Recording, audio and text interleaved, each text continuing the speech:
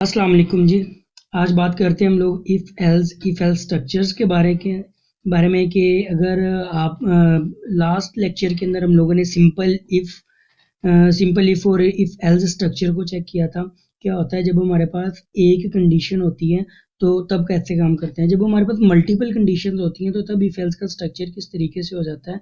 तो आज हम लोग बात करते हैं इस चीज़ के ऊपर कि जब हमारे पास मल्टीपल कंडीशंस होती हैं तो तब स्ट्रक्चर्स किस तरीके से काम करते हैं। तो ये हमारे पास इफ एल्स का स्ट्रक्चर है, इफ एल्स इफ और एल्स का स्ट्रक्चर है। ये तब हम लोग एग्जीक्यूट करते हैं जब हमारे पास दो या दो से ज़्यादा कंडीशंस हों। ये काम किस तरीके से करता है इसके ऊपर बात करते हैं। तो इफ एल्स स्ट्रक्चर के अंदर ये इसका सिंटैक्स है। पहले सिंटैक्स को चेक कीजिए। सिंटैक्स क्या है, इफ के अंदर कंडीशन दी है, देन मेरे पास एल्स इफ उसकी कंडीशन, उसके बाद फिर एल्स इफ और उसकी कंडीशन।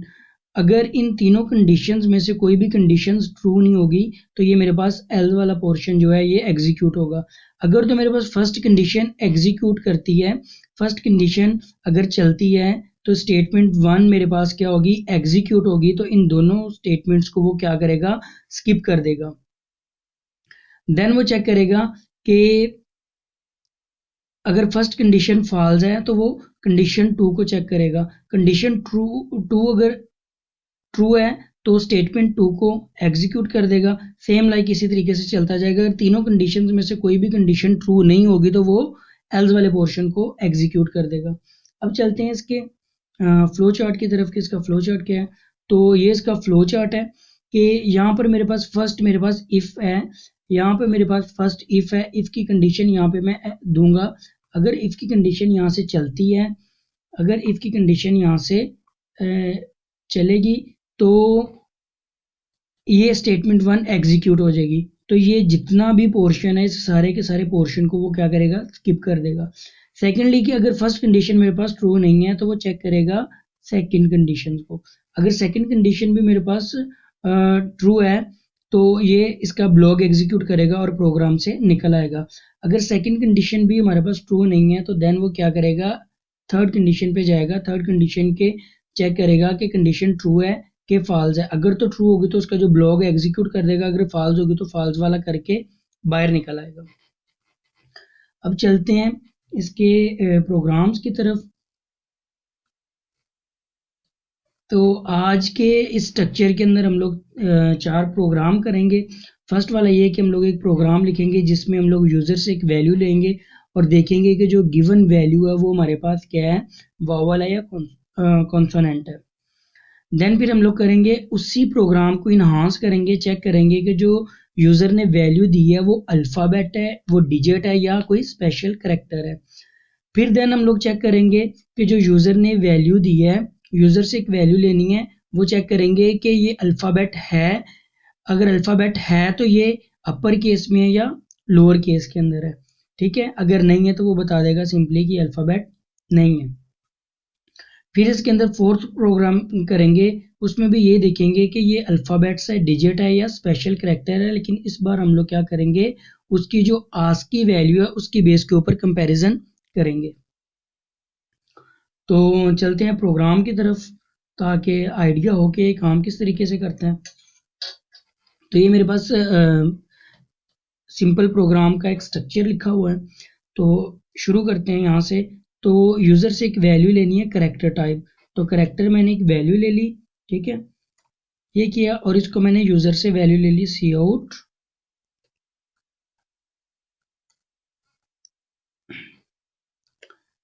इंटर एनी करेक्टर, ठीक हो गया। और \n कर देता हूँ इसकी फॉर्मेटिंग। और ये सी इन ले लिया, यूज़र से क्या लिया, करेक्टर वैल्यू ले ली। अब यूज़र से करेक्टर वैल्यू तो ले ली है। अगर हम लोग मूव करते हैं अपनी कंडीशन के ऊपर तो यूज़र से जो वैल्यू ली थी उसके अंदर चेक करना है कि ये वॉवल है या कांस्टेंट है। ठीक है, तो अगर हम लोग लास्ट प्रोग्राम जो हम लोगों ने किया था उसमें देखा था कि वैल्यू क्या थी, अल्फ़ाबेट्स थी या नहीं थी। लेकिन अब यहाँ पे चेक करना है कि वैल्यू क्या है, वॉवल है या कॉन्सोनेंट है। तो सबसे पहले करते हैं जी इफ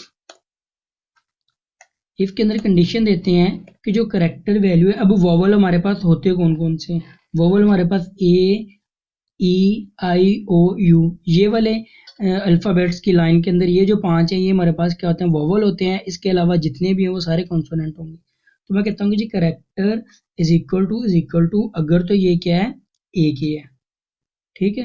अगर तो ये करेक्टर क्या है, ए के इक्वल है, तो ये मेरे पास क्या होगा, अल्फ़ाबेट होगा। क्लियर। तो इसको मैं दे देता हूँ जी structure cout, it is alphabet और एंड एल दे दिया, ठीक हो गया। देन मैं देखता हूँ ए के बाद कौन सा मेरे पास, एल्स करेक्टर, सॉरी जो वेरिएबल नेम है वो इक्वल टू मेरे पास दूसरा क्या है, ए के बाद ई, और स्ट्रक्चर में यही वाला कॉपी कर लेता हूँ क्योंकि ये सेम वैल्यू शो करेगा। अभी यहाँ पे देखते हैं तीसरा, एल्स के साथ मुझे देना है इफ और यहाँ पे मैं देता हूँ तीसरा जो मेरा करेक्टर है आई, और सेम इसके लिए जो मैं वैल्यू है कंट्रोल वी करता हूँ, it's also alphabet. Else if और इसको मैं दे देता हूँ करेक्टर इज इक्वल टू ए आई ई आई, उसके बाद आएगा कैपिटल ओ, और देन मैं इसको क्या करता हूँ कंट्रोल वी, उसके बाद एल्स इफ जो मेरे पास लास्ट रह गया हुआ है character is equal to U, control C control V, और इसके बाद जो एल्स आएगा, एल्स के पोर्शन में हम लोग लिखेंगे कि जी cout it is consonant,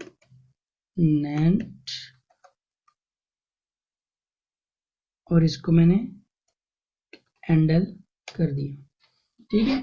अभी ये देखें कि ये जो प्रोग्राम चलेगा ये इसको पहले एग्जीक्यूट करके दिखाता हूँ। कंपाइल करना है, पहले कंपाइल पे इसको नाम भी देना है, मैं इफ एल्स इफ कर देता हूँ, ओके किया,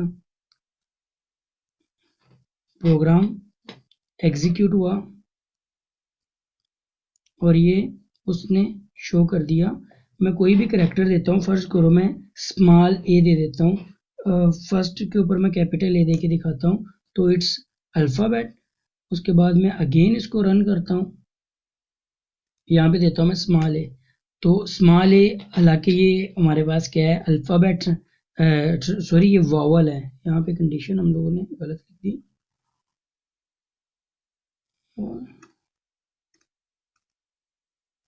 वॉवल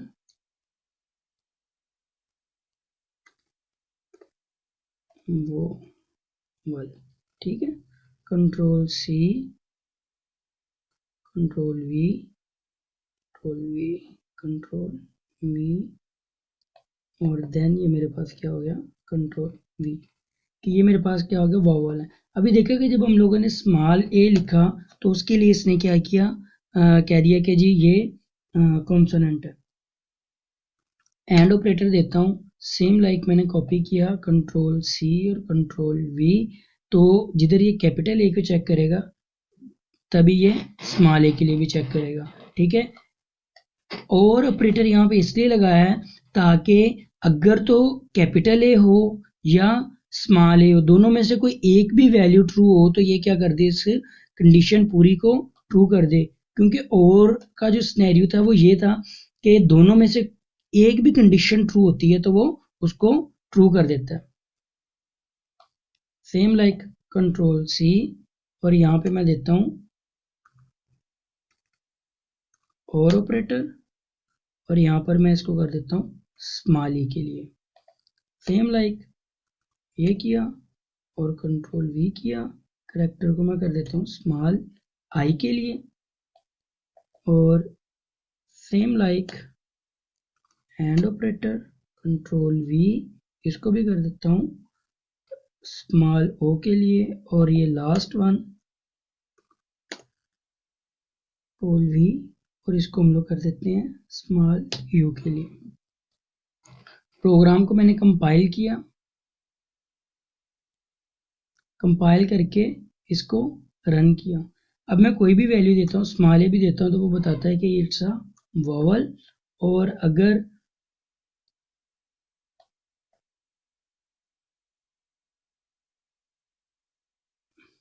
मैं कोई देता हूँ जिस तरह बी दे दिया, तो वो बता रहा है जी ये कॉन्सोनेंट है। ठीक है, तो ये जितने का सारा प्रोग्राम है, ये सिंपल आप लोग इफ एल्स के अंदर भी लिख सकते थे। कैसे कि ये जितनी भी वैल्यूज़ हैं, इन वैल्यूज़ को मैं क्या करता हूँ, सिंपल एक इफ के अंदर लिख सकता हूँ। ठीक है, उससे ये होगा कि आपका जो कोड है वो लेस हो जाएगा, लेकिन लॉजिक थोड़ा कॉम्प्लेक्स हो जाएगा। जैसा कि मैं ये कंट्रोल जी किया, कंट्रोल एक्स किया, मैं इसको यहीं पे डाल देता हूँ। ठीक है, एंड ऑपरेटर के साथ कंट्रोल वी, इस कंडीशन को भी पकड़ा। इसमें मेरी कंडीशन तो बड़ी हो जाएगी, लेकिन ये है मेरा जो स्ट्रक्चर है वो थोड़ा सही हो जाएगा। कंट्रोल वी, सेम लाइक मैं इसको पकड़ता हूँ, कंट्रोल एक्स, ए के बाद कंट्रोल वी, कंट्रोल एक्स, इसको मैं देता हूँ यहाँ पे।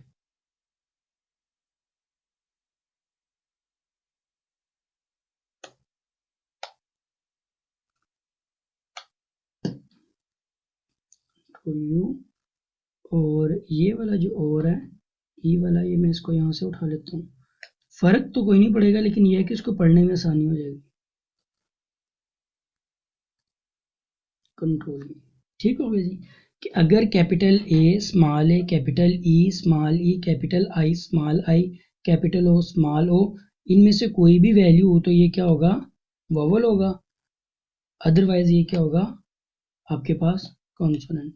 ये सिंपली आप लोगों के पास एक इफ के अंदर भी आप इसे मर्ज कर सकते हो। और इसको मैंने रन किया, अभी कोई भी कैरेक्टर देता हूँ मैं, कैपिटल स्मॉल ओ दे देता हूँ, तो वो इसको एक्सेप्ट कर रहा है। सेम लाइक इसको रन करके देखते हैं, मैं एम दे देता हूँ, तो एम के लिए वो कह रहा है कि इट्स अ कॉन्सोनेंट। ठीक हो गया जी, ये हमारे पास फर्स्ट था। इसको हम लोगों ने दो अप्रोचेस के साथ देख लिया।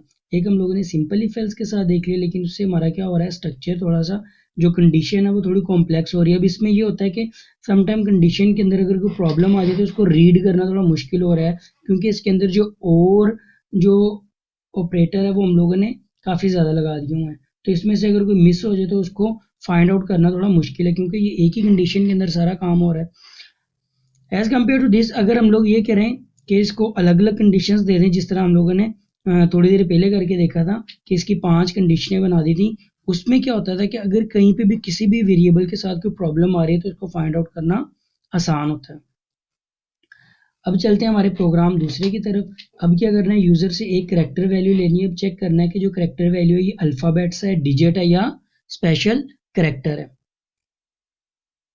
तो अभी इसकी ज़रूरत नहीं रही इस कंडीशन को या इस प्रोग्राम को। मैं यहीं पे क्या करता हूँ, कंट्रोल के और डॉट, ये इसको क्या करेगा, कमेंट कर देगा। ठीक हो गया, इसको नीचे ले जाते हैं और यहाँ पे हम लोग करते हैं दूसरा प्रोग्राम। अब इफ यूज़र से वैल्यू, वही क्राइटेरिया तो यही है कि यूज़र से एक वैल्यू लेनी है, वैल्यू के लिए हम लोग वही रखते हैं। अब चेक ये करना है कि ये एक अल्फ़ाबेट है, डिजिट है, या स्पेशल करेक्टर है। ये किया, यूज़र से वैल्यू ली, और इक्वल टू सॉरी, यूज़र से वैल्यू ली। सबसे पहले तो हम लोगों ने ये चेक करना है कि ये क्या है, अल्फ़ाबेट है या नहीं। तो अल्फ़ाबेट के लिए क्या है कि ये greater than is equal to किसके होना चाहिए, आपके ए से। ठीक है, और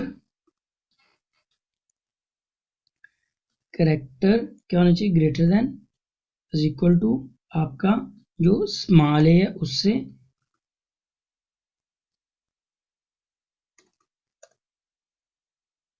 एंड इसको मैं एक एक्सप्रेशन में डाल देता हूँ ताकि इसको रीड आउट करना ज़रा आसान हो जाए। ये किया और एंड कंडीशन लगा दी कि जो करेक्टर है वो less than is equal to किसके होना चाहिए, कैपिटल जी से। और इसको मैं फॉर्मेटिंग कर देता हूँ साथ साथ। एंड जो करेक्टर है वो less than is equal to किसके होना चाहिए, स्मॉल जी से। ठीक हो गया जी।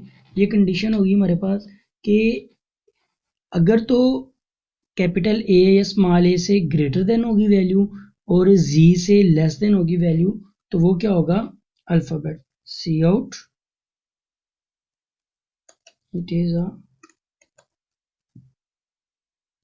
it is an alphabet. ठीक हो गया और एन एल कर दिया। अब मेरे पास दूसरी कंडीशन ये है कि ये डिजिट होना चाहिए, एल्स इफ। अब ये देखो, अब इस तरह की स्ट्रक्चर के लिए हम लोग एक ही कंडीशन के अंदर उसको रख नहीं सकते। ठीक है, एक ही कंडीशन में उसको रख नहीं सकते। उसकी वजह क्या है, क्योंकि ये क्राइटेरिया कुछ और है और यहाँ पे जो क्राइटेरिया लगेगा वो कुछ और है। तो करेक्टर अगर तो greater than is equal to किसके है जी, 0 से है, इसको डिजिट दे देते हैं। एंड जो करेक्टर है वो less than is equal to किसके है, 9 के। ठीक हो गया। तो इसको हम लोग कह देते हैं कि जी ये क्या होगा हमारे पास, सी आउट डिजिट होगा, it is digit and L.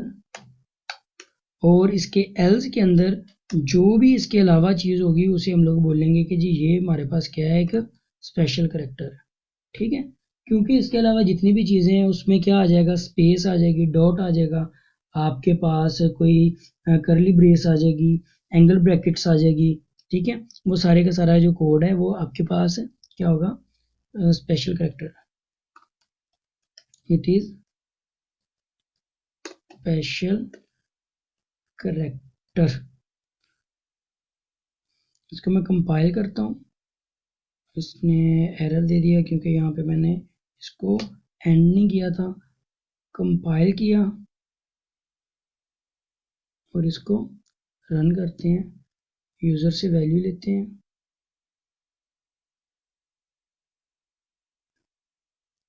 User से कोई भी वैल्यू लेते हैं, मैं दे देता हूँ जी इसको एच। तो वो कह रहा है कि जी ये क्या है, अल्फ़ाबेट है। सेम लाइक इसको मैं दोबारा रन करता हूँ। अब इसको मैं कोई भी वैल्यू दे देता हूँ यूज़र से लेकर, जिस तरह से 4। तो वो बता रहा है कि जी ये एक डिजिट है। अब सेम लाइक इसको मैं एक और वैल्यू दे देता हूँ, कोई भी लाइक डॉट दे देता हूँ। तो वो कह रहा है कि जी डॉट जो है वो स्पेशल करेक्टर है। यानी कि ना तो वो इस कैटेगरी में है, जब उसने फर्स्ट टाइम प्रोग्राम को रन किया तो इफ की कंडीशन उसने चेक की, यहाँ से उसको नहीं मिला। देन उसने क्या किया, ये कंडीशन चेक की, डॉट की एग्जिस्टेंस यहाँ पर भी नहीं थी, तो उसने कह दिया कि जी ये क्या है, हमारे पास एक स्पेशल करेक्टर है। ठीक है, इसको अगेन रन करके चेक कर लेते हैं। कोई और वैल्यू दे के देते हैं, जिस तरह से मैंने करली ब्रेस दे दी, तो उसको भी क्या कह रहा है, ये क्या है, स्पेशल करेक्टर है। अब हो गई जी हमारे 2 प्रोग्राम। अब हमने ये चेक करना है कि जो गिवन वैल्यू है, बल्कि ये प्रोग्राम हमारा जो फर्स्ट के ऊपर प्रोग्राम किया था उसी के अंदर ये कवर हो जाना चाहिए था, लेकिन इसे अगेन कर लेते हैं। ठीक है, क्योंकि उसमें लोअर केस और अपर केस क्या किया था, दोनों इकट्ठी वैल्यूज दे दी थी। अब इन दोनों के लिए हम लोग क्या करते हैं, अलग अलग वैल्यूज दे के देखते हैं। इसमें चेक करना है कि जी जो गिवन वैल्यू वो अपर केस में या लोअर केस में है।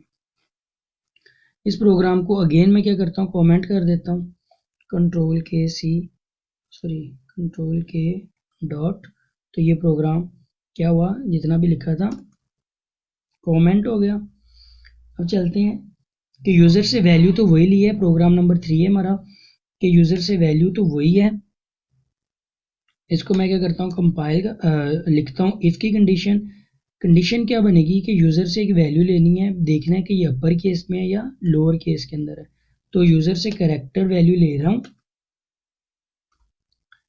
बात वही है कि अगर तो ये कैपिटल ग्रेटर देन क्या हो, कैपिटल ए के, एंड करेक्टर वैल्यू क्या हो,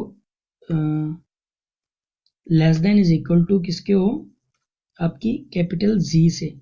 तो इसके इस कंडीशन के ट्रू होने पे जो मैं कंडीशन दूंगा वो ये है, given character in upper case, ठीक है। और इसको मैंने यहाँ पे क्या किया, एंडल कर दिया। अब दूसरी कंडीशन क्या है मेरे पास, एल्स इफ, अभी देखो ये वाली जो कंडीशन है इसको भी हम लोग क्या कर सकते हैं, एक इफ के अंदर समो नहीं सकते, क्योंकि यहाँ पे हमें दो अलग अलग तरह के क्राइटेरिया चाहिए। तो character greater than is equal to capital small A and character less than is equal to small G के। इसको किया तो यहाँ पे भी मैं कॉपी करता हूँ कंट्रोल सी और कंट्रोल वी करके, और यहाँ पे मैं अपर के बजाय क्या कर देता हूँ, इसको लोअर केस। ठीक हो गया।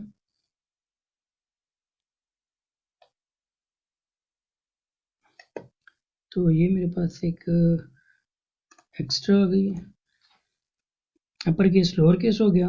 और उसके बाद एल्स के अंदर हम लोगों ने बता देना है कि जी सी आउट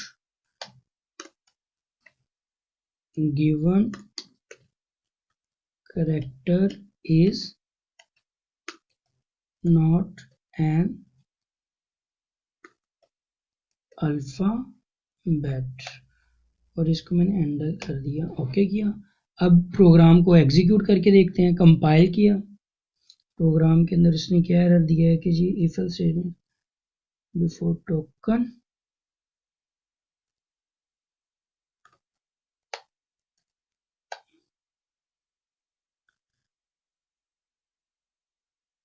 यहाँ पे भी ये एरर देगा।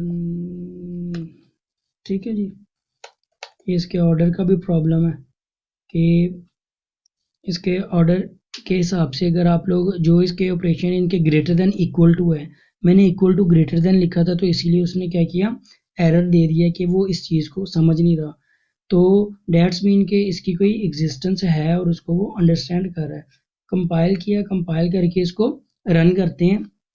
मैंने यूज़र से वैल्यू ले ली जी एच, तो given character in upper case, same इसको मैं रन करता हूँ। मैं इसको दे दिया जी small R given character in lower case. फिर इसको मैं अगेन करता हूँ, मैंने कोई 5 दे दिया तो उसने कह दिया कि जी given character in not an alphabet. Clear हो गया यहाँ तक। अच्छा जी, अब हम चलते हैं अपने नेक्स्ट प्रोग्राम की तरफ।